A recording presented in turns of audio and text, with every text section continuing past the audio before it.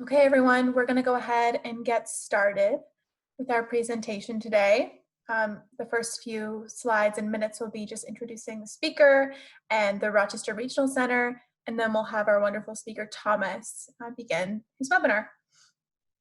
So today we're going to be talking about navigating post-secondary experiences, as well as from Thomas Ledbetter. This presentation is through the Rochester Regional Center for Autism Spectrum Disorders, which is a partnership of 7 university-affiliated programs across New York State with a goal of identifying, disseminating, and assisting in the implementation of evidence-based practices to build capacity to improve services and outcomes for individuals with ASD. The Rochester Regional Center is those blue counties that you see on the slide. There's also the University of Albany in pink, which serves as the headquarters.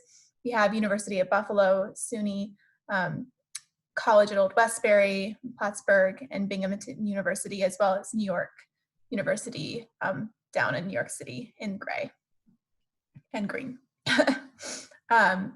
Okay, so the regional model approach, it allows us for resources to share them, for them to be available to families and professionals at no cost. So most of our services, if not all of them, are free. And each of the centers provides high quality autism spectrum resources to individuals and families affected by autism and to school personnel and community providers. You can learn more about what we offer on our website, which is, I will provide in an email after the webinar. Okay, so our presenter today, I'm going to introduce him with his bio. We're going to be hearing from Thomas Ledbetter. Thomas is currently a senior at the University of Rochester, majoring in both psychology and brain and cognitive sciences. He is about done now. I know he finished his master's thesis, and I'm sure he'll share a little bit about that experience with you. He's worked both on the university's campuses and at the Golisano Children's Hospital within research positions to learn about social and sensory processing of those with autism spectrum disorder and potential community and school-based interventions. He's participated in conferences and community events as a self-advocate to help those diagnosed and their families. And he has additional academic interests in moral and political philosophy related to understanding social and medical views of disability and how best to bring cooperation between those in the disability community and those who are typically developing. He's working towards graduating. I'm sure he's about done now that May is in the middle. And he is pursuing his master's degree and will be starting in the fall at the Warner School of Education in their school and disability counseling program. So I'm going to go ahead and stop sharing my screen, and Thomas can go ahead and share his with all of you, and we can get things going. If you have questions during the webinar, please leave them in the chat, and Thomas will have a chance to respond to them.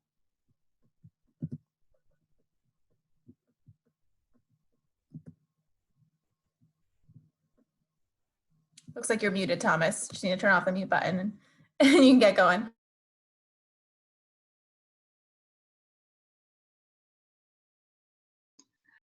you for unmuting me. Sorry about that. It's like, wait, what's happening?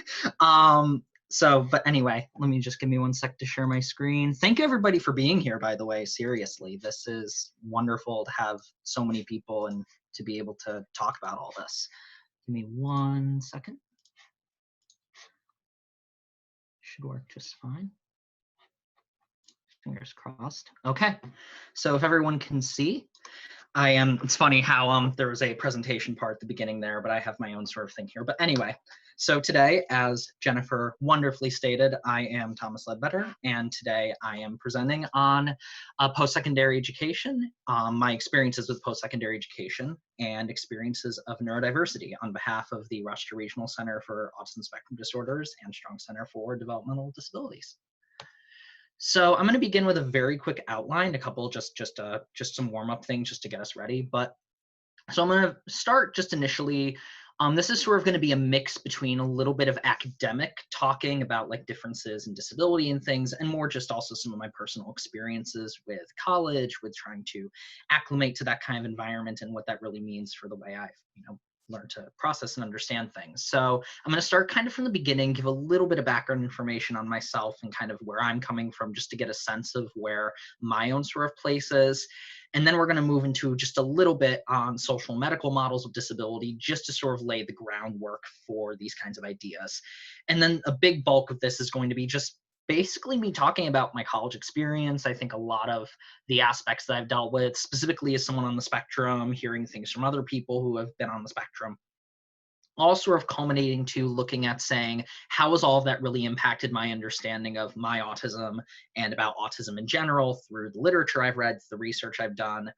And so that is sort of the section on neurodiversity, and then just a little bit of a wrap up on some of the different lessons I've really taken from university, from being in this environment, and just some closing remarks and some thanks, and then of course some questions at the end too. Um, so I want to give a couple small minor disclaimers, just nothing necessarily bad or anything, but in the sense of since I really want this presentation to be something that not only people like care providers and parents and educators can look at, but also ones for people with autism as well who are in the community, because I really try to really emphasize bridging that gap as best I can.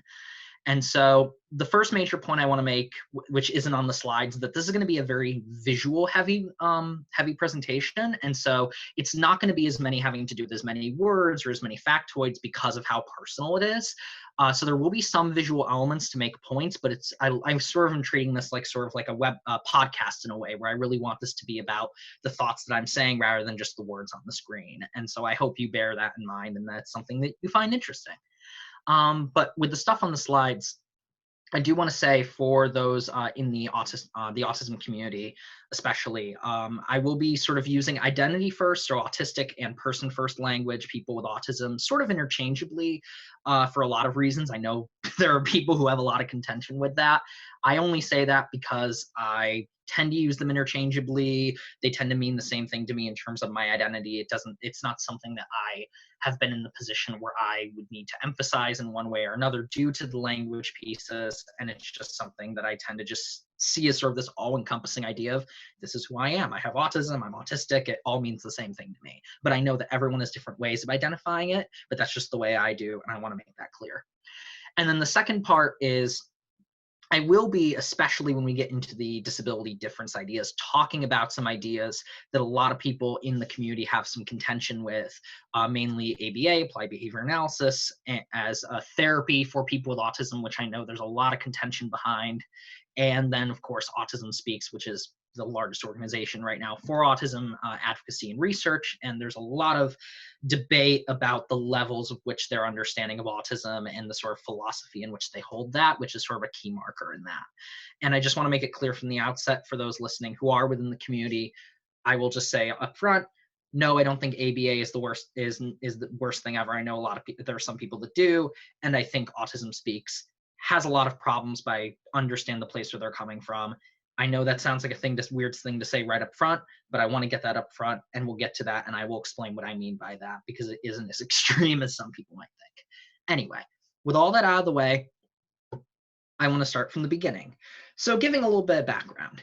So obviously, I didn't just get here from this. I have obviously lived 22 years of my life, and as Jen said, I am just finishing up my last semester of undergrad, which felt very apropos for me to do something like this and to talk through these experiences and really reflect on what this means for me. But obviously, I didn't start this way. I grew up a lot. And so you can see this is a lot of how I've grown over the past few years, as definitely like every kid, in a lot of ways. I want to make this clear.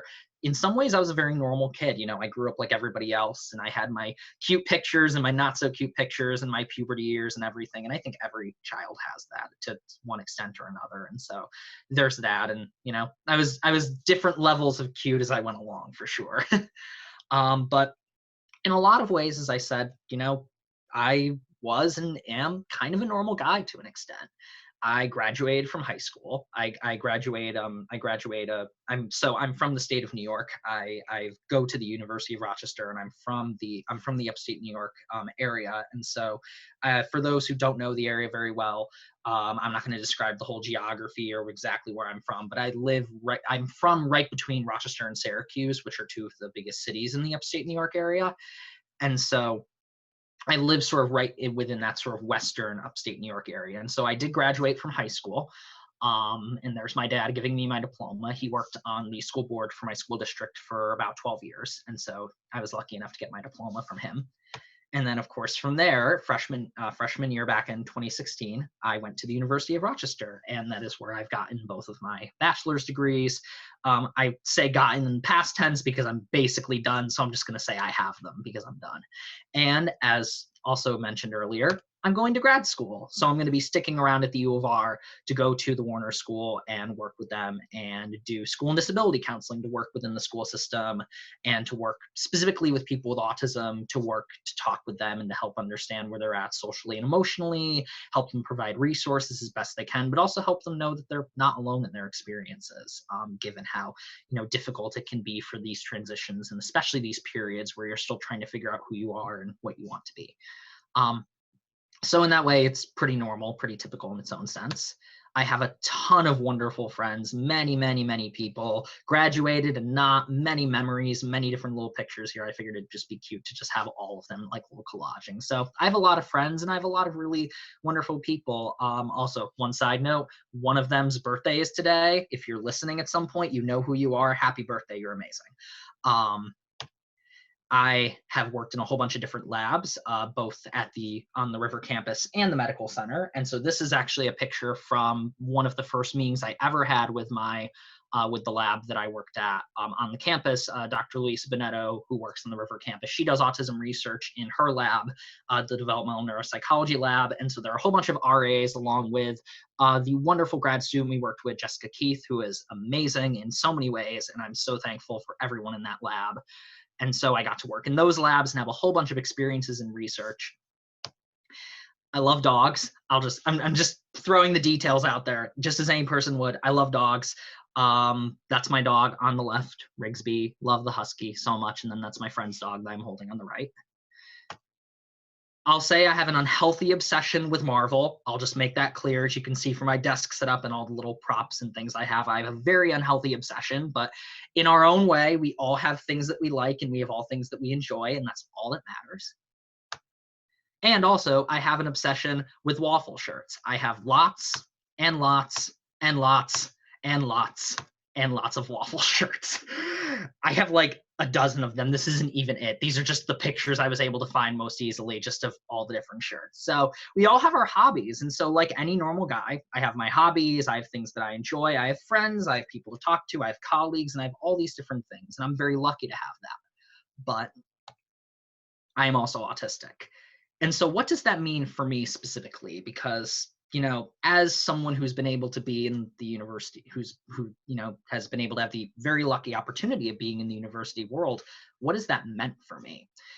And so to make a very long story short, I was born prematurely, actually. I was born 10 and a half weeks premature. I was in the NICU for 9.5 of those weeks after.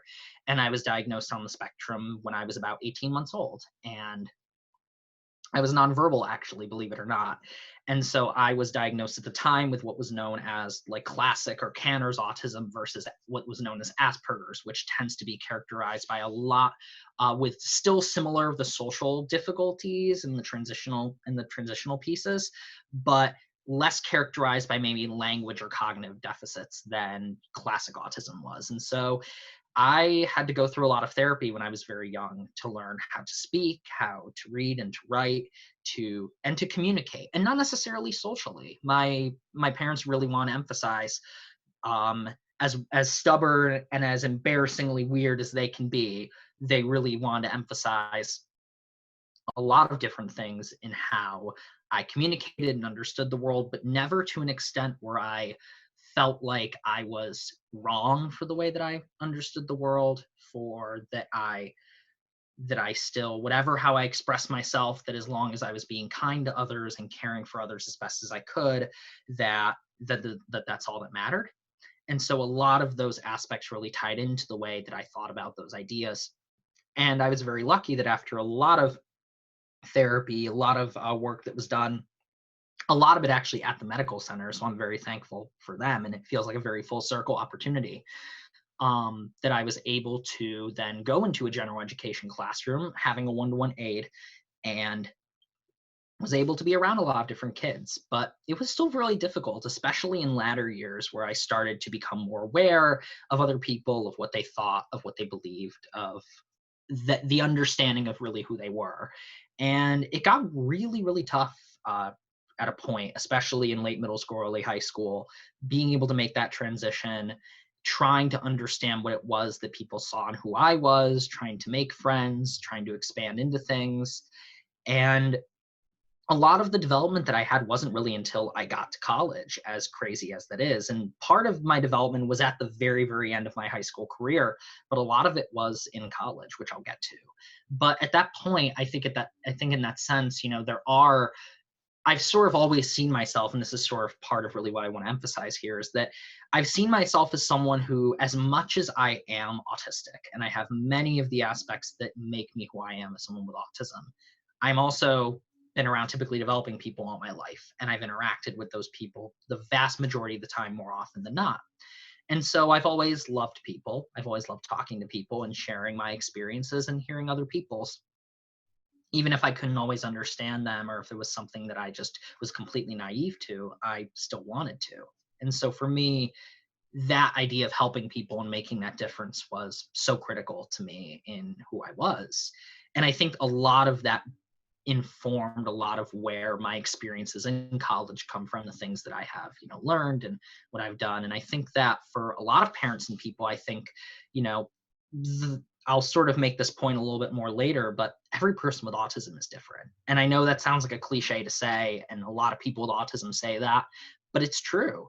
A lot of the community of autistic people, there's so much variation in the way that people with autism see the world and understand their experiences, whether they are, let's say, closer to the end where they have more, let's say, cognitive and behavioral difficulties, or people who are on the quote unquote more milder ends, where for them they're able to be around typically developing people and understand them well and be able to have those experiences and friendships in a way that most people seem to be able to. But those experiences are also different. That's hard to really say exactly where those ideas really lie in what I'm trying to think of how to put this, in how to be able to say what those experiences mean. And so for me, as much as I will say that these are experiences I've had, I know that many people have different experiences, both better and worse, and I really want to emphasize that. And part of my background here is that I am a person who has been part of both worlds, and in some ways is part of neither, who doesn't completely fit in with the autistic community, given that I have disagreements and I don't completely see the same things the way they do, and that I also don't see the same things as the ways typically developing people do, and I don't understand as many of the social customs or the ideas that come about. And so I've always taken that to heart when I've looked at what I've tried to do when I've grown up. And it's only through maybe the past 4 or 5 years that I've been able to articulate and understand that in a way that's been helpful and to other people and stuff. But so that's basically the idea there, is just that I have developed a lot. And in that way, I sort of understand both ends of that spectrum of, having to learn, having to really work hard in order to understand people and talk with people, but also getting to the point where I also have been able to do that in a lot of ways relatively successfully, though still with barriers here and there. So now to move into something a little bit more academic, I want to briefly take an aside into social and medical models of disability, because I think this is a really interesting contrast to seeing how we understand these experiences, because as autism lies on a spectrum, models of disability and the understanding of what that means also lies very much on a spectrum as well. And I think it's critical to understanding how people with autism experience their world and how they can transition into these phases given the way that they see and understand their own understanding of what their autism is. So just very briefly, just to go over medical models, it sounds self-explanatory, but just to get into, just to form a basis for those who don't know.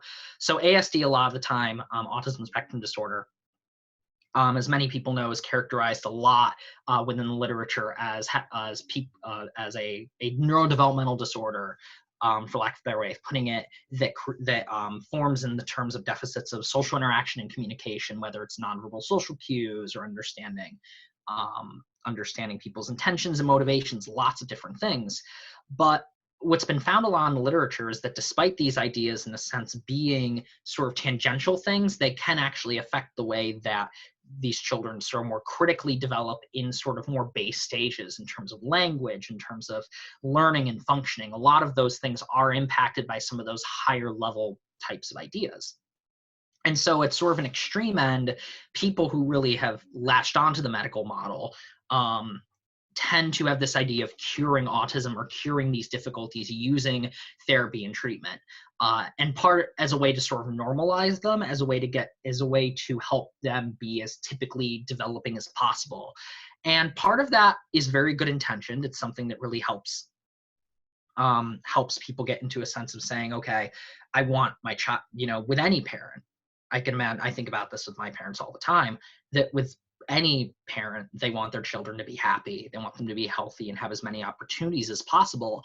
And in certain ways, as much as autism can be a wonderful gift and something that really, enriches someone's life, it's also something that to an extent can hinder those opportunities, depending on the situation that someone is in. And so it makes sense to a certain logic to say we want to be able to open up those opportunities. And so the medical model comes from that point. But the thing is that it's more historically prevalent because ASD, before a lot of the resources in the late 80s and the early 90s came about for people with autism, it was more seen medically in this way because families and caregivers and people who work with people with autism who didn't have the right resources were really the first advocates to help say we want to give these resources and help them live the best lives they possibly can. But of course, the shift has changed a little bit from that. And I actually want to emphasize, I want to highlight an article that sort of really looks at this, which is one of my favorites. And this is something that can be provided in a later email. But there was a article that was written in the 1960s that was talking about therapy, as I mentioned before, applied behavior analysis, sort of the precursor to that in the 1960s with work done at UCLA. And a lot of that looked from a kind and loving standpoint, but it also, especially with the understanding of autism at the time, which was much more based in difficulties in behavior and more about sort of rambunctiousness in a lot of ways, and was attributed a lot to like different types of parenting styles versus the sort of more cognitive and sort of social approach that we look at today. A lot of that is, as much as those therapies and as much as the work done in the 60s really was built into something that could be used for people with autism in a more helpful way, it's something that also was very damaging as a way of seeing autism as this sort of this, to quote the article, this madness that turned these homes into hells for these parents. And so I highlight that only to say that medical model has created a lot of pervasive stigma around autism and the way that's viewed about things, even if things have moved a lot more forward since the 60s, since autism was in its infancy.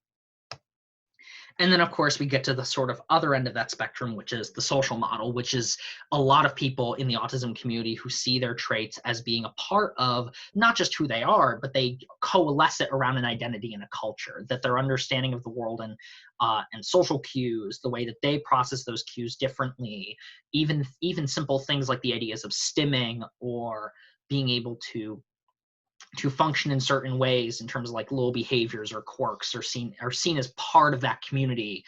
And what they really see is that this disability that happens really arises from these structures and difficulties and accommodations, that it's not that there's necessarily anything wrong with the idea of their autism, but that there's a sense that people don't understand what that means for them, and that in that sense they don't really know how to talk, and that people who are typically developing don't know how to understand and talk and have those communicative abilities for those people with autism, and that they just see it as wrong and bad and don't understand what that really means for them. And so I think in that way, their sort of view is to allow them to really embrace their differences more positively and see them as part of who they are, as an integrated part, and not as like a separate entity as we would see for like another kind of disability or difference in that sense. And so there's sort of ideas that they want to be involved in decision making, people with autism do. And they want to be, and it wants to be about like, instead of masking differences or having to modify behavior to make things more quote unquote social in the neurotypical way, allowing them the abilities to communicate and understand to some extent, but also to be able to express themselves in a way that makes sense to their minds and not let that be hindered, by other people, other typically developing people, or by the society that constrains them. And so that's a very basic sort of structure and model of what those ideas are. And they're definitely on two opposing ends. One of them sees autism as something that can be disabling and hindering to that person's experience. And so we need to see it as a way to treat and to see therapeutically what we can do to ameliorate those difficulties. But those in the autistic community also believe that those aspects of them are an integral part of who they are, and that they feel trying to take those away is taking a part of what it means to be them, and that it's a matter of society and people not understanding and seeing them as other and different, like we have for many different types of differences that we've seen in our world, whether it be race, sex, gender, orientation, many different ideas. That's something that falls within that spectrum instead of merely a disability, or as people thought even beforehand, a mental illness. So the question is, where do I fall in this sort of debate? Well, bit anticlimactic, but we'll get to that in a bit, because that sort of is going to move closer to that section of that. And I want to be able to say what my own experiences in listening to people and what my own experiences in that transition has maybe done for that. So now to get into sort of the bulk of this is really me talking about my own experiences in college. And so I'm going to kind of start from the beginning, sort of before, and then move chronologically as I go through in what my experiences have been, and really trying to understand what that means. And so this is going to be very visual heavy. This is going to have a lot of text because it's very story based. So I'm just going to present some nicer pictures and things from the U of R. My technically, I can now say my alma mater pretty much. I love it. And I will say, spoiler alert, but I love being at U of R. I've loved it so much, and it's been such a incredibly amazing and enriching experience for me over the past 4 years, but it has also presented many difficulties as well. But just to start from the beginning, because I was from the area, I loved being part of U of R. I knew about studies when I was a kid from U of R. I was part of studies, both at the medical center and on the campus. And so I was actually pretty familiar with the campus and remembered things from when I was a kid about it. And when I realized, especially in high school, that I knew, as I was thinking about doing physics in high school of all things, and everyone has different, as a parent, you always have different dreams for your children. Sometimes you think, what if they'd be a good physicist, or what if this, or what if that, and and my parents thought I'd be good like physics or engineering. And funny enough, I went into psychology because I found people and understanding them incredibly fascinating, because it was one of the few things that I could not latch onto initially. It was something where I had to ask a lot of questions, and that every question opened up a new one, and I found that absolutely riveting. And I thought, maybe this is a way that I can do something to help people, and I can make that difference in the lives of these people with autism and help them not feel alone in that, because I knew from high school, from being bullied, from not fitting in with people, and from not having a lot of social groups, I understood what that was like. And I never would want anyone to go through something like that. I want people to feel happy and feel like they have a place where they can belong, and have people who love and cherish and care about them, because I think all of us to a certain extent deserve that. And so I was very lucky to be able to be accepted at U of R and to be able to go. And to give my initial thoughts there, I would say part of me was trepidatious, but I was also incredibly excited, because I'd lived in the same place my whole life.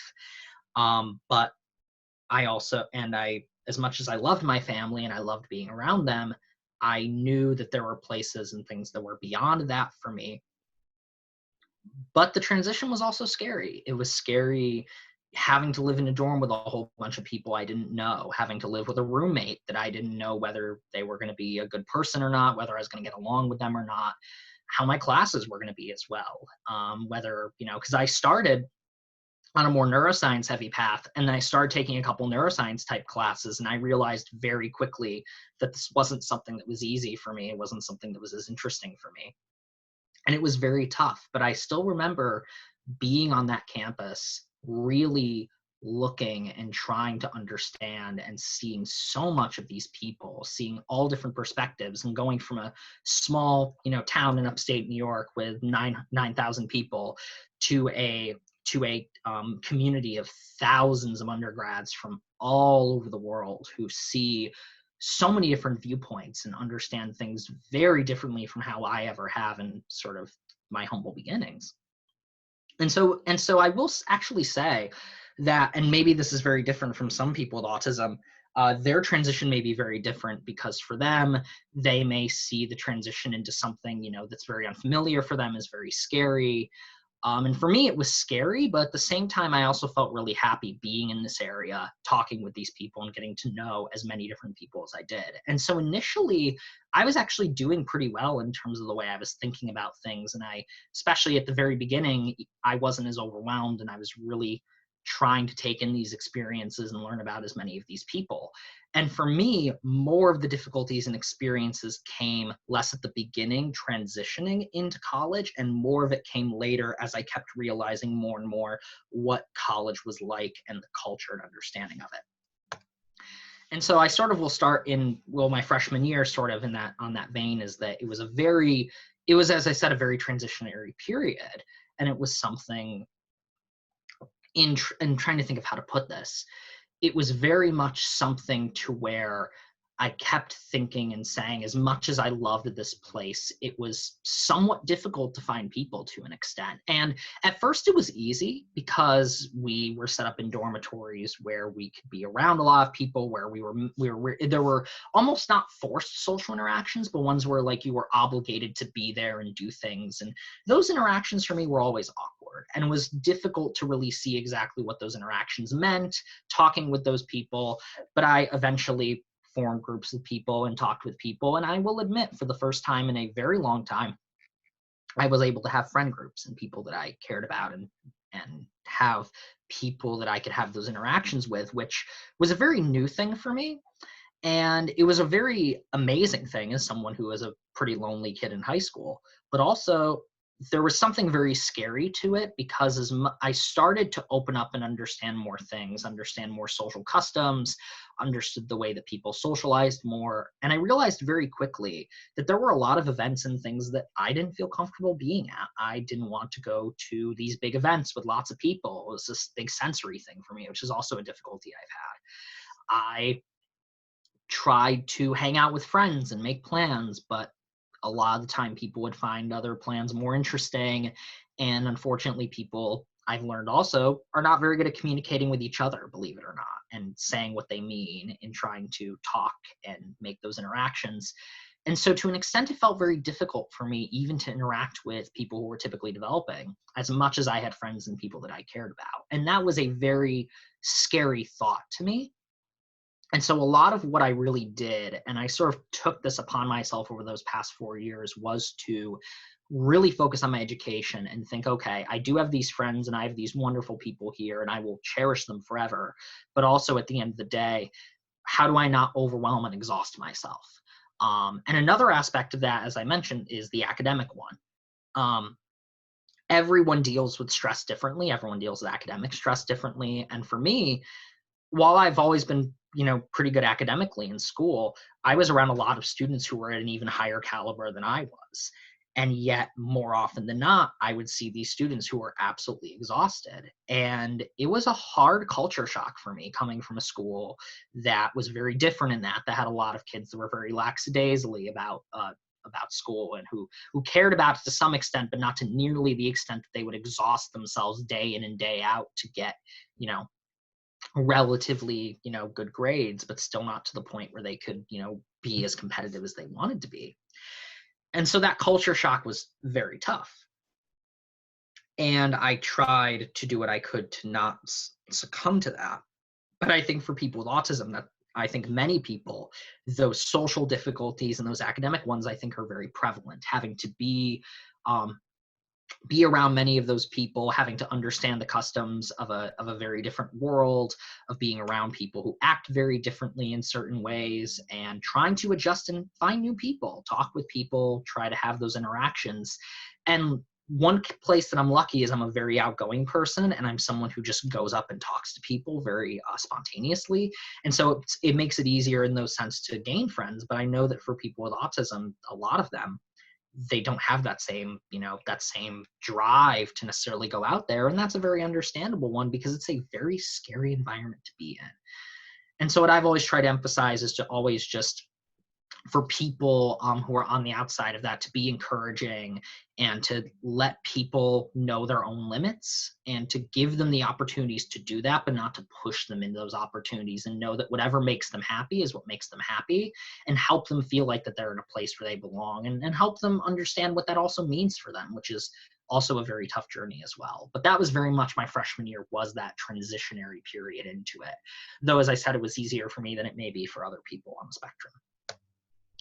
Sophomore year, I know I'm transitioning between pictures and they don't really have meaning, but these are some pictures that I really love, and I feel like they in some ways encapsulate differences there. Sophomore year, I think especially, is one where I did thrive a lot, where I started, now that I was getting into the meat of different courses and ideas, and as I was also getting into the research world, I was starting to thrive in ways that were that in academically, I wasn't in the same way at the beginning. As much as I loved my academics when I got to U of R, I got to participate and do a lot of research. I got to do stuff over at the medical center, as I've mentioned before, a lot of really good research there. And working with colleagues there, I think, was also a really helpful thing in making those connections and being honest about my own difficulties with my autism and saying, hey, I may have difficulties sometimes in these interactions and these social pieces, but I also am good at working hard at this idea and bringing this idea out and connecting these threads together and trying to be helpful in this.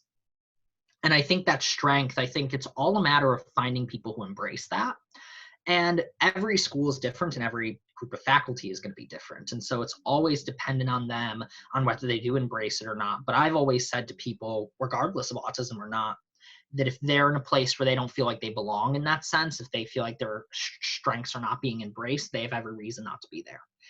And so, but I was very lucky that I worked in places where I did feel, especially initially, that I really did feel like I was really making a difference, that I was doing a lot of really amazing things and working with a lot of people.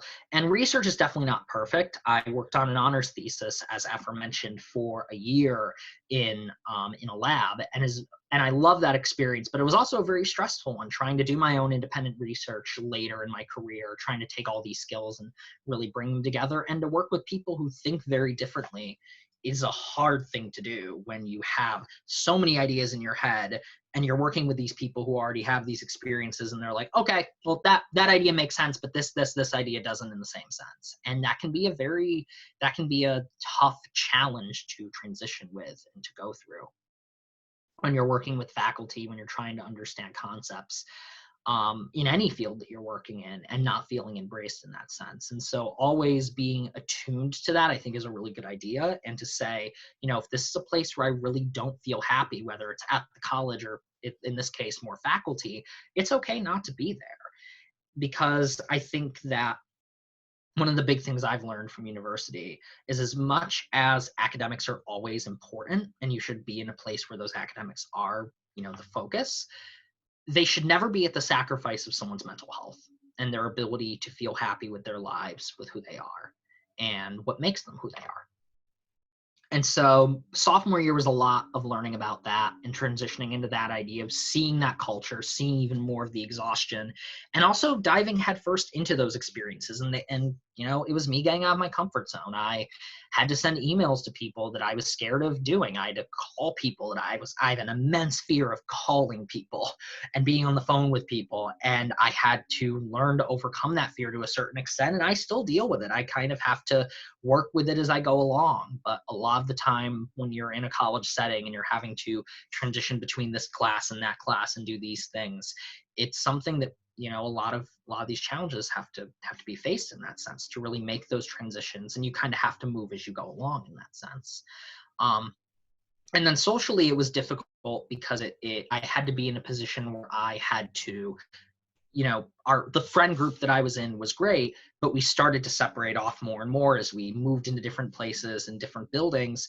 And that transition, I think, was one of the hardest I've had, because I was around this big group of people that I was around more often, which I had never had before. And then it became back to individual people, which felt lonely and sad after a while, after finally gaining those experiences. So that was a tough thing to deal with as well. And I think in that, the best that I've been able to really give in terms of advice or ideas is to just keep trying to put yourself out there as hard as it is.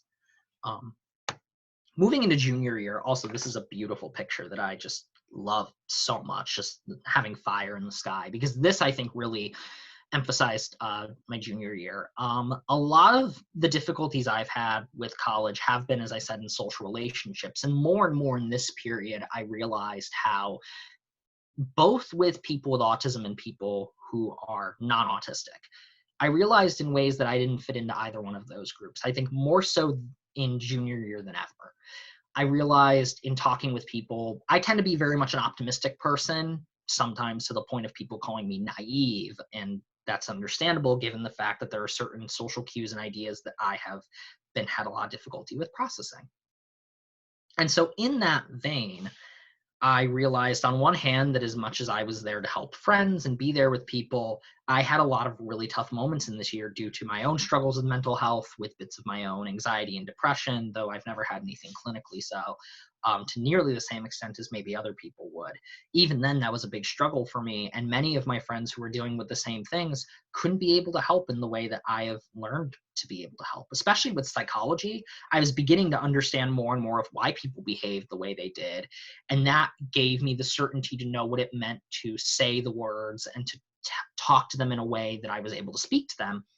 And partly in a way, my autism gives me an advantage in that sense, because as much as I have my emotions and I process things, very intensely, I've also am able to a certain extent able to compartmentalize other people's emotions, where I can take those ideas and help someone and then put them away. But because of that, there were many instances in where I could not be helped in the same sense, because a lot of people don't have that skill, and because they're dealing with so many of their own problems that are even more intense that they don't know how to take on someone else's pain. And so I dealt with a lot of loneliness that year. And I dealt with a lot of people who didn't believe in the optimism of people that I tend to have, the belief that we can be better, that we can be good, that we can care for one another. And also, as mentioned before, I studied moral philosophy as well. And a lot of that, I think, is factored into the way I articulate things. And I would not have the ability to do so if I didn't have that background. But because of that, it was incredibly difficult to talk to people and find people who did believe in that, because there were many more people who believed very much due to their own viewpoints in very negatively, very cynically about people, about their own culture, about society.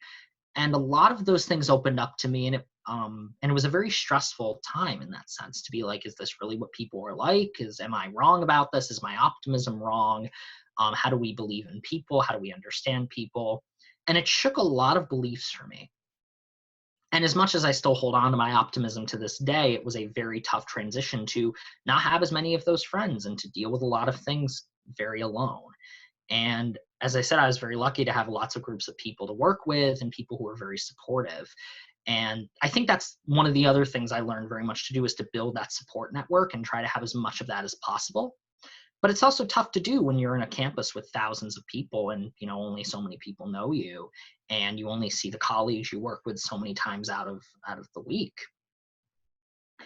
And so, and I don't want this whole thing to be this thing was hard and that thing was hard, but I'm meaning it to say that the difficulties in being able to have these social interactions and being able to talk with other people and feel like you're on the, the inside of these interactions, when a lot of the time you feel like you're on the outside, are things that are consistent in autism, and there are things that don't go away with college. There are things that can be amplified, things that, but also in other ways can also be can be ameliorated as well. If you have, if you're able to have those interactions and talk with those people and have those resources, and also there are disability resources. There are many different aspects that I was able to latch onto, as I said, in terms of colleagues and resources at universities. And so in that way, I was able to work well with those people and work well with typically developing people. But on the other hand, I will say, and this is where it actually gets really interesting for me, I didn't make that many friends with many people with autism either. And a lot of people that I knew, it was still, given how much I had developed and understood people more and more and had been actively learning, there were things with people with autism that I had interactions with and had difficulty understanding. That it's easy for me to talk to someone with autism as a colleague or as someone in that way, or maybe in a more distant, form of like when I'm as a therapist per se, where you're working with a client and there is this specific relationship there. But as friends, I never really had a community of autistic people to call my own. And I tried to start a group for that on the campus, which unfortunately fell through. But it was tough to find those people because many of them saw the world very differently, as I said, because I tend to be in that middle ground where I understand where people who are typically developing are coming from. I had a girl once, and I don't know how many people can relate to this, but I had a girl text me at one point, a friend of mine, saying that there's a friend of theirs who has autism, or that they believe has autism, who kept following them and who couldn't be able to understand the cues enough to be able to say, to be able to know like, oh, this is my personal space, and and following me isn't something that can be socially, that is socially appropriate, or something that is actually, beneficial to our relationship. And to that person, I said, and I still say the same answer, is that there really is no easy answer, that you can do the best you can to explain it to that person. You can't force that person to not be around you necessarily, but you also should be able to explain yourself and try to help them understand what that means and be patient with them. But when it comes to people who are typically developing, there are difficulties that come with those interactions still that don't necessarily have to do with accommodation, that do really have to do with understanding what those cues are. And it really just is a difference in communication and a style of social interaction. And so learning that did make things very tough, because then I got into this question of, where am I? Who am I? What does it mean to be who I am? And who am I best at serving and helping? Because a lot of those questions really fell through my mind and I thought about in college, is really, where do those opportunities most lie? Um, and so that was a lot of my junior year, was dealing with a lot of those aspects, I think. And then lastly, senior year, which is a very different year than I would normally say for most people, given the climate that's happening right now, given the quarantining, given the fact that my semester, I had to leave and go back home after 2 months of being on the campus. And that transition was incredibly tough for me. It was something that, it was to know that I had this home that, as much as I had my ups and downs with it, I had made friends with, I had been able to understand and be around, and a place that I was able to walk around every day and love with every bit of the heart that I have. And that I learned a lot of who I was. And as much as my junior year was tough, I gained a lot of optimism from that. I understood more and more of what people were, and I gained friends and people that I never thought I would, as different as those interactions are from the typical norm of going to parties and going to these big events and interactions and the kind of, mingling of groups. And so the transition back home was a very tough one. But I think that even given the circumstances, I think that transition out of college is just as difficult as the one into it, because now you're having to transition into being, I think for a lot of these people, independent adults who now have to have a job outside of that, who have to be able to be in a different sort of routine. And maybe that routine to some extent can be good for them, but also being able to transition when maybe they don't have when they have all those social groups, or they've met people, or for those who have been able to have those interactions, having those ripped away seemingly so quickly, and being like, oh wow, 4 years is already done already, is a very difficult process, I think, for a lot of people with autism to have to deal with. And I think in those kinds of interactions and talking with a lot of people with autism, there are a lot of differing opinions on how those ideas work and what people feel about how they've coped with the difficulty of having to leave early, or even for, as I said, in typical senses, to have to spend those 4 months there and then have to now start living life and being in the world. And I think a lot of this overall, as hopefully informative as this is and personal as this is, just raises some similar questions, which is, what does it mean to make those transitions? To really go and say, this is what it means to build who I am and to understand what my autism means. And I think for a lot of people, even with those communities and those people, that can be a very tough challenge to have, to be able to make those transitions, to talk with those people, to gain those interactions and those connections, and to be able to thrive, whether it's academically, personally, emotionally, socially, in all different types of areas. And as much as I did thrive, I did have those difficulties as well, and I understand them so completely. But I will say, as much as those transitions were difficult, I would not have changed a second of it, given that I have been able to talk and have conversations with people that have been so enriching, so enlightening. I had an autism conference one time where I had a big talk with a whole bunch of different people with autism in the Rochester area, and had big debates about them, about what autism means, what it means to be on the spectrum and be part of these communities and to understand these issues. And I would not be me without those. And so I say this all to make the point of, as much as I had difficulties in college and had to deal with the stress of having to go to these classes and deal with all different exams, having to transition from one thing to another, having to deal with the social interactions, and as crazy of an environment as it is, I do love it, and I'm very thankful that I was able to have that in all of those senses, even more so now that that time has been cut short. So now, getting into this, given the fact that I've studied psychology and I've looked at philosophy and I've been learning to understand these people, and I've gained more and more of this understanding of what people are meaning as I'm going along, how has that then influenced the way that I've understood my identity as someone with autism, and how could that influence the way other people do? Now, this is going back, now going to go a little bit more academically back to the social and medical models of disability. So the question then becomes again, where do I fall on this, and where does my opinion really lie? Well, partly to make that point, my research has been in autism. And so as much as I also look at my personal experiences as someone in the autism community, I also can look at things clinically and see where there are difficulties in those senses. And so I want to use a metaphor to sort of make my point. This is a metaphor I've always used in politics and philosophy, but I think it's also very prevalent here. You obviously have in this picture, you have two sides, you have two groups of people who are sort of at a crossroads in a sense where they're both split by a certain cliff. My thought has always been in politics and philosophy that we always want to look for our own interests and look at what makes sense and what is most important to us. And therefore, especially on opposing views where you have a medical community, researchers, families, and people who see something in a specific way and who view their children in a very different way than those children view themselves, there's going to be a split. And as with any group that has these debates, a lot of them have this idea that they want this other group to build this bridge and make these accommodations for one group before the other one begins to do so as well.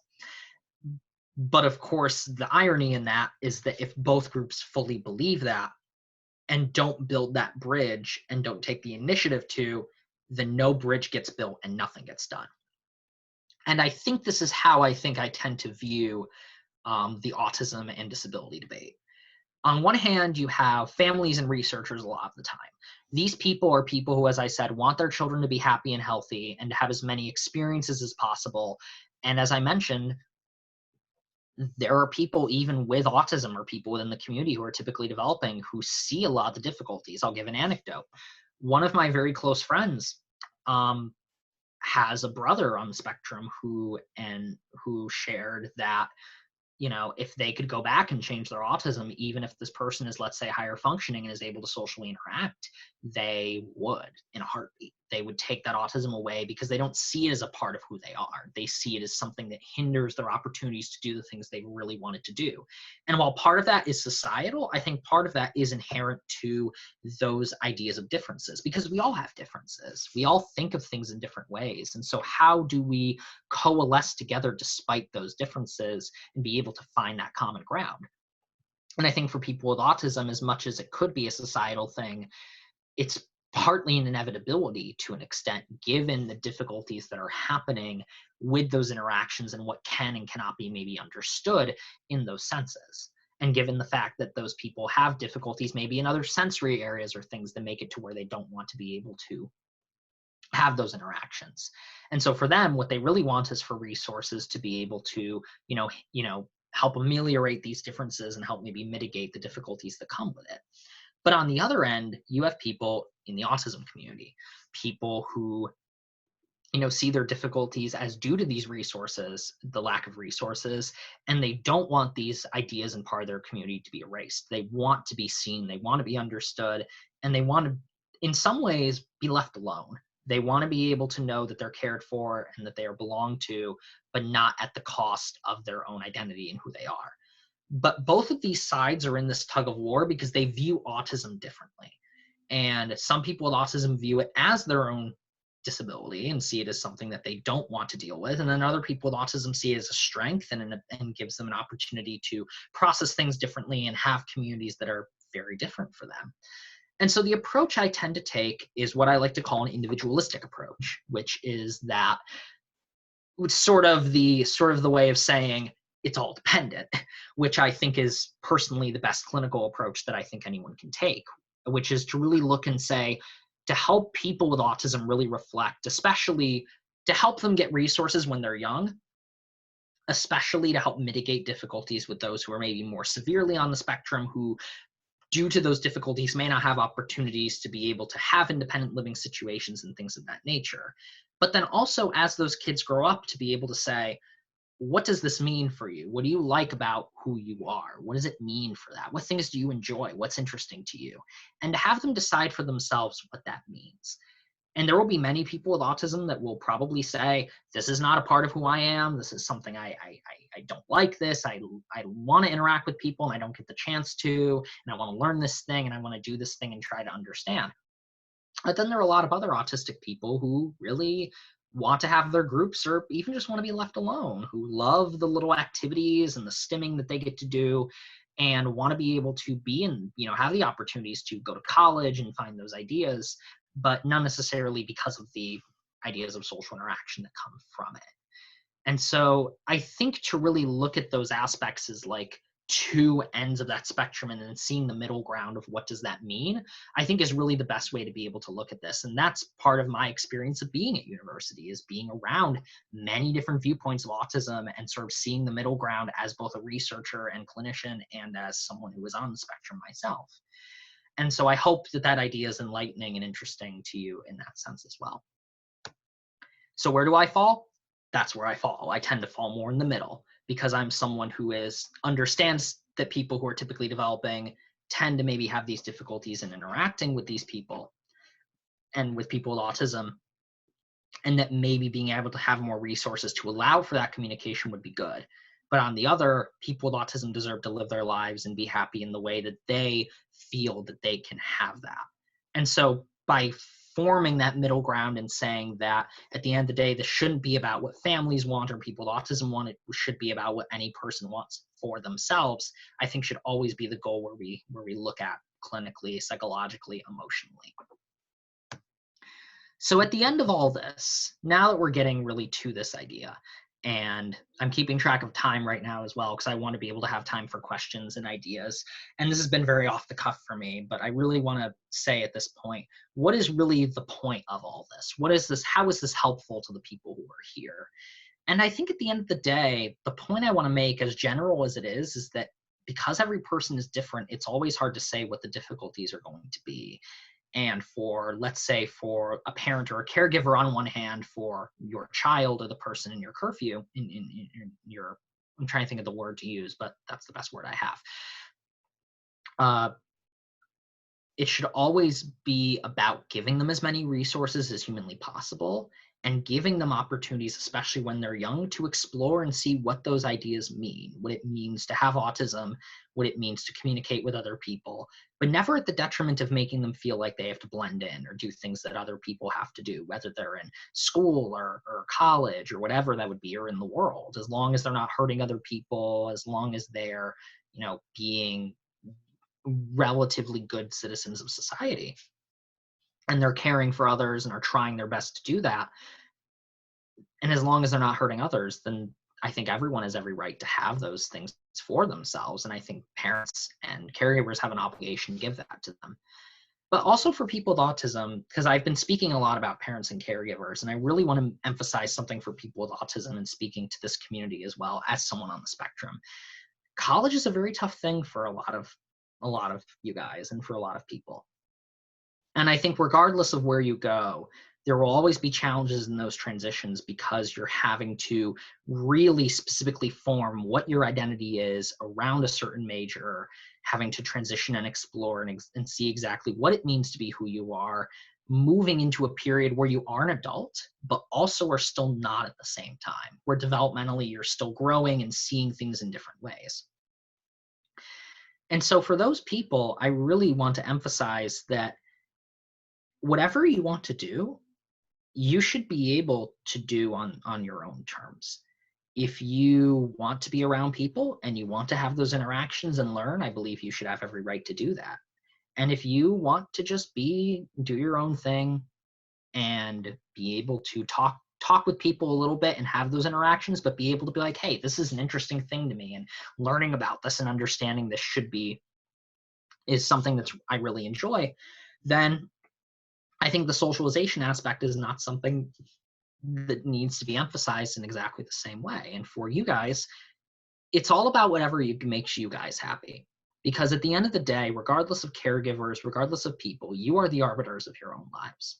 And you are the people who have understood and have lived these lives every day, who try to understand what it means to be who you are, who deal with many of the difficulties that come with it, many of which have nothing to do with who you are, and still trying to be happy and trying to get through and seeing what it means to be who you are. And this is my way of saying that as someone who's been through that, there are a lot of really great opportunities in that. And there are a lot of things, whether it's in research or academics or socialization, that you can be able to take. Whatever you feel that you want to take, that spark and that piece of yourself is yours. And you should feel like you could do whatever you want with that spark, whether it be social or academic or whatever. I did it to be a liaison for people and to help both communities understand one another as best as they can.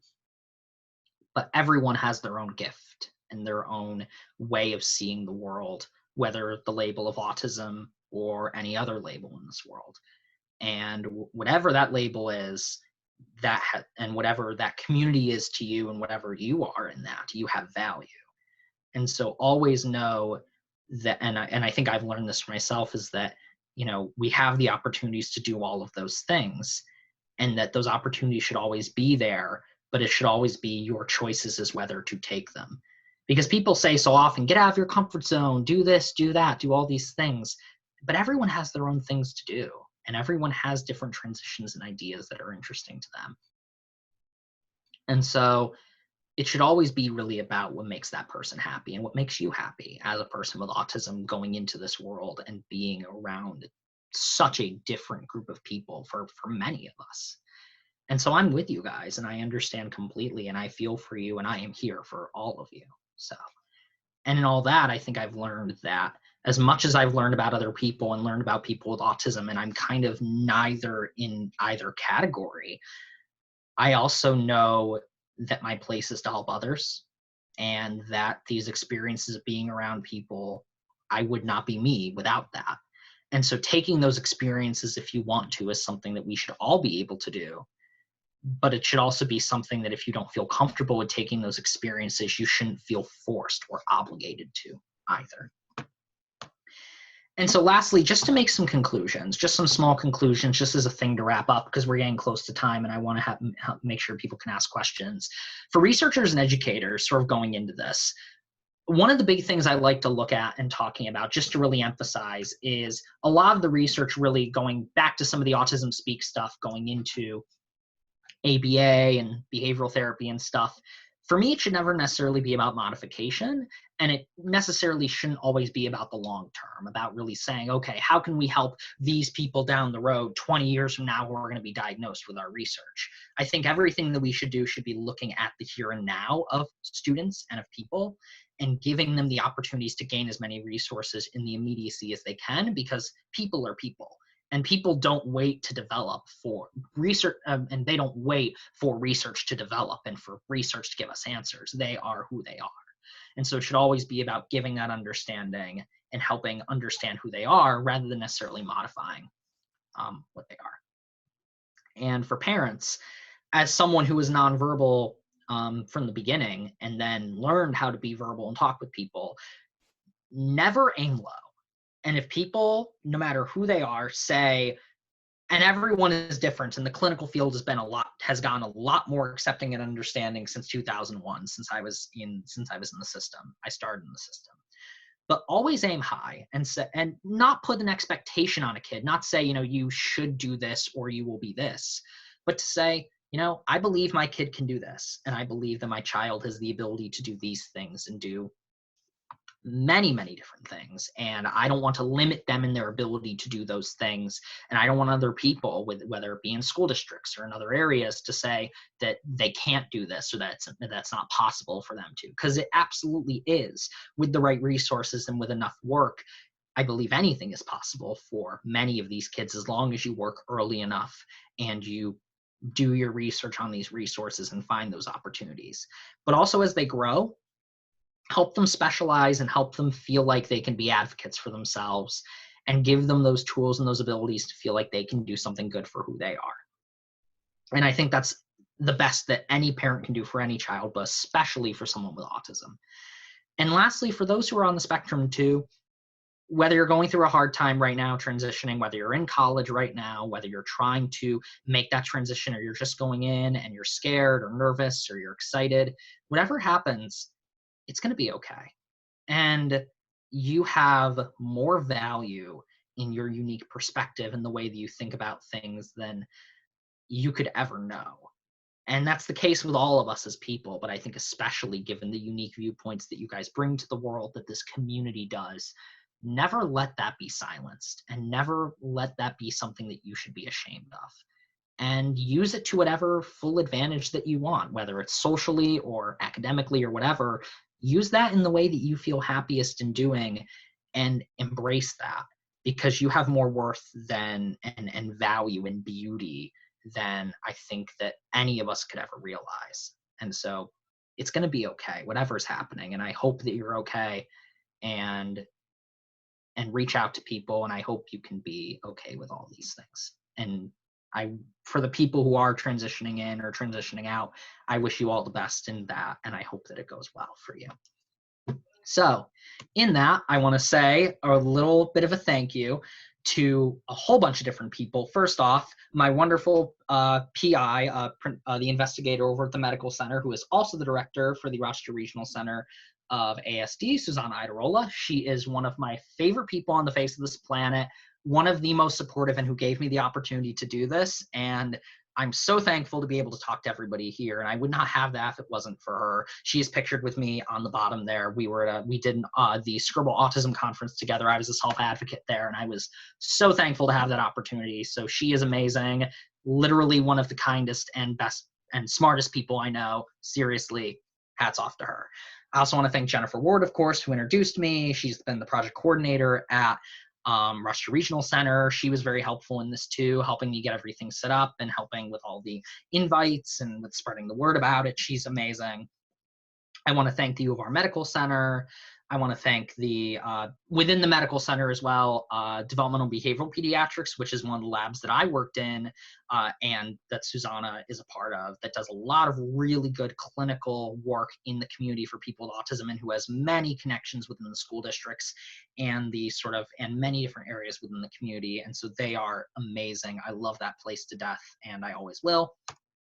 I also want to thank, of course, Rochester Regional Center for ASD, who is putting on this thing and who was so helpful in this presentation. The Strong Center for Developmental Disabilities, which also has a whole bunch of resources within that.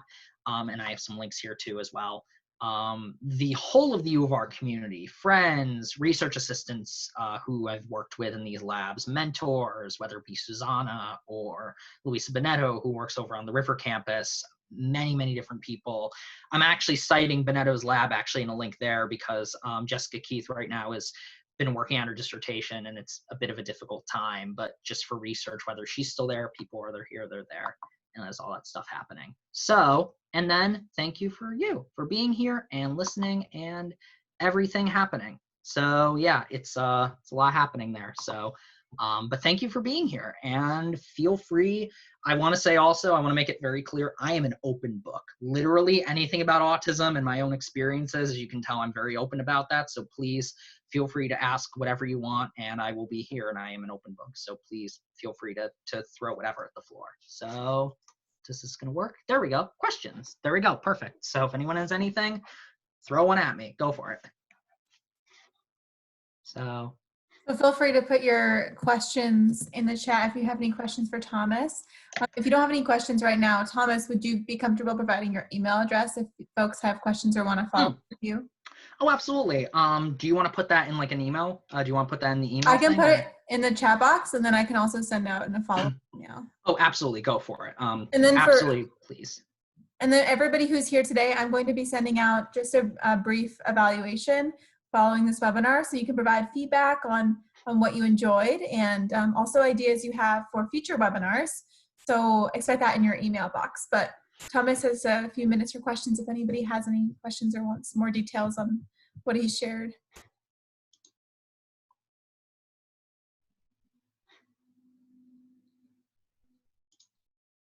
You guys have any, you can send them in the chat, or you can speak up if you want. It's totally okay. I just want to make sure that I get to people's if they have them. So you do want to ask questions too, I can unmute you. You're all like forcibly muted because yeah, it creates less tech issues. Mm-hmm. You have one question in the chat. Okay, I think I see it. Do you want to read it, Jen, or do you want whoever wants Sure. to? If I can read it out. So they don't. Asked, were you always so comfortable identifying as autistic? My daughter, disclosure. So honestly, yeah, to be 100% honest, I've always been very comfortable about identifying in this community. Part of it's just because I've just, in my family, there's never been any stigma towards it. I've been very open about the ideas of what my autism means, of what it means to, have that and be part of that community. And it was still definitely tough for sure. And there were a lot of times where I did ask myself, like, why is this, especially when I was in grade school, in middle school, I was very difficult. I was thinking like, why is this happening? Why, what have I done? What do I do to deserve all, the way people think about me? And it was a very long journey to get more to a point of understanding what that meant. But for me, I never saw it as a bad part of who I am. It's just always been me. It's always been something that is a part of what it means to be me. I've always enjoyed that I get to talk and share things that are exciting for me in a whole bunch of different aspects. And it's just been something that's been really, really interesting to me. But I also know that not everyone is like that, and everyone discloses things at their own pace and tries to understand things at their own pace. But I think as long as people are supportive and try the best they can to help them understand what that means for them, that they'll get there. And maybe that means that for them, they don't seem like they're a part of that community in the same way, or they don't find as much pride in it, but maybe they will. And those things can always change, and they're always malleable. So I may be comfortable with it, but I know not everyone is. And it's a matter of really for them to decide what that means for them. So thank you for that though. And please, if anyone has anything, please feel free. I think I see one in here. Can I, is it okay if I read some of them off, Jen, or do you want to read them? Absolutely, feel free. Okay, so one person said, what do you see as the responsibility of university staff and faculty to create a more inclusive environment for neurodivergent students? That is an amazingly wonderful question. I think this falls a lot under like researchers and caregivers especially. I think part of it should always be, I was very lucky at U of R. There was a program that I was a part of called UR Transition, which allows for people to move in a couple days early to these programs. I feel like I should have mentioned that on the outset.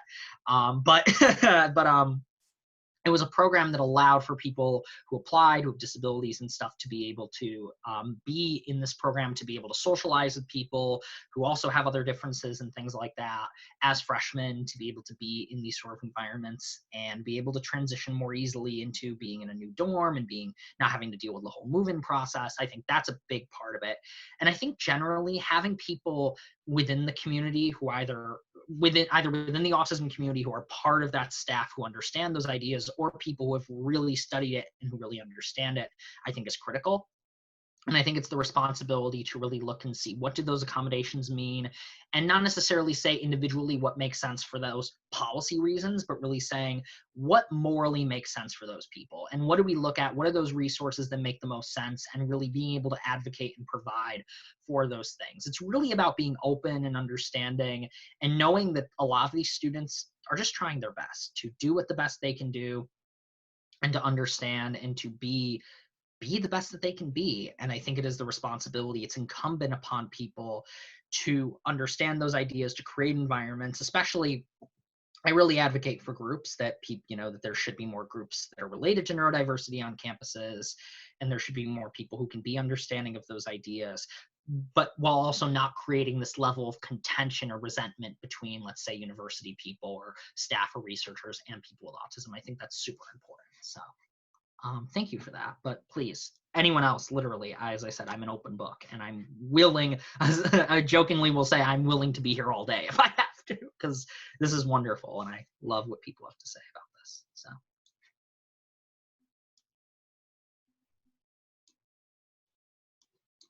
I'll just be here, pretend to snap my fingers.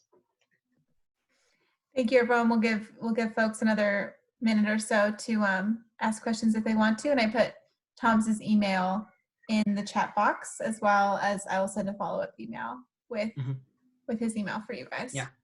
And also, thank you for all your thanks too, seriously. It really is appreciating that this is helpful and interesting for everybody. Looks like there's another question actually. So actually a couple of them. And I'll just get through a couple of these as well, because these are interesting. Let's see. With bullying, what could the non-autistic person say? I think part of it, I think going back to those resources, I think it really is important for those people, especially bystanders. Really, I think with any bullying, especially, it should be important for people who are typically developing to really try to, I'm just trying to read the messages and make sure everything is good. Really trying to be there and seeing situations where people are hurt or when people are dealing with things, and really trying to not ignore those things and trying their best to understand those ideas and those pieces there. And so I think for a non-autistic person, I think the best thing to do is to just be understanding and try to work with them, talk with them as best you can, and have as many of those interactions as you can, because that can be a really big grounding factor for these students and people, is to really give them the ability to be able to have them have a, what's the thing? I'm trying to think how to put this. Be able to give them the ability to have those interactions and have maybe at least one person have that support network. So I think for non-autistic people, especially, I think in those situations, bullies you can only deal with so much, especially those who are just going to be mean for the sake of being mean. But I think that makes it all the more important for other typically developing people to stand up and do something. Now I'm gonna answer a couple small other questions here. I think that there's one thing I really want to mention. There's a couple questions about like understanding experiences of autism and things like that. But I want to get to two small things here, and then I'll wrap up, because I want to wrap up in a couple minutes. But someone asked, what would I tell a parent to help a young teen to become his best self? I don't think there's one magical thing you could ever really say. I think it's really just about being supportive and just trying to be as encouraging as that can be, which always takes different forms, and people know their children best. And so whatever that means, I think really the best thing is to just, especially in moments of sadness, to just be there and then just be like, it's going to be okay, and help them, give them opportunities, and maybe even throw ideas out them for what maybe things could be good for them. And if they don't like those ideas, then they don't necessarily, I don't think it's necessary, especially as they're starting to grow up, I don't think it's necessarily incumbent upon themselves to completely take them. So, but I think just trying to do all those things are good, and encouraging who they are, exactly, I think is a big thing. And then lastly, there's a comment actually here that's talking about the idea of that there are a lot of people with autism who can't mask themselves as convincingly, and I agree completely with that. And I think that there's this idea of inherent difference. They're talking about, just to read this, Respectfully, that not all people with autism have the ability to mask themselves as convincingly. Forcing us to do so is setting up for failure. And autistic people are part of the neurodiversity of humanity, not a disease to be cured. And I agree with that completely. I think it's absolutely part of that. And I think, and it's like saying that we say this not because we enjoy our symptoms, but because we are inherently different. And I agree with that, that you shouldn't be inauthentic to who you are. I agree with that completely. And everyone has the ability to look through those different things. And I wrote a whole thesis on the idea of camouflaging and the mental and social anxiety that can come with having to make those camouflages and try to do all those different things. And it can be a very tough challenge, and not everyone is able to do it in the same way. So I think that really, that's a very good point of saying, not everyone has the ability to do that in the same way. So it should always be an individual aspect of saying you don't want to mask those ideas and make it difficult for people to integrate and interact, but you also want to give as many opportunities as possible to do that for people who want to be able to have those opportunities.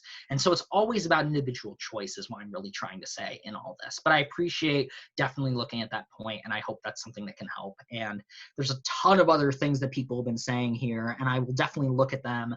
But I do have to wrap up. And so I just want to say once again, thank you so much. And if I didn't get to like a question of yours or something, please, I beg of you, email me. I will get back to you and I will talk with you, because I literally study this all the time. And it's taken a lot of different things here. And there are a lot of different organizations and people that are here to help and to do the best things they can for people with autism and, parents and families too. So thanks everyone for being here. Seriously, this was wonderful. And I appreciate you all being here. And this was great. So I think we're all good on that. I think that's a wrap. Thank you all. This was recorded and it will be posted to YouTube and disseminated widely. So you can watch this at a later time. And I will also provide Thomas's email to attendees, as well as a brief evaluation that will come through your emails in like 5 minutes. So thank you all in advance for completing that and for your time today. Thank you to our speaker, Thomas. Thank you so much, Thomas. No, thank you guys for being here. Seriously, appreciate it. Incredible presentation. Thank you. Okay, we're going to end the session now. I hope you all have a wonderful week. Yep, absolutely. Take care of yourselves and all this. Stay safe, stay healthy, and most of all, stay happy. So.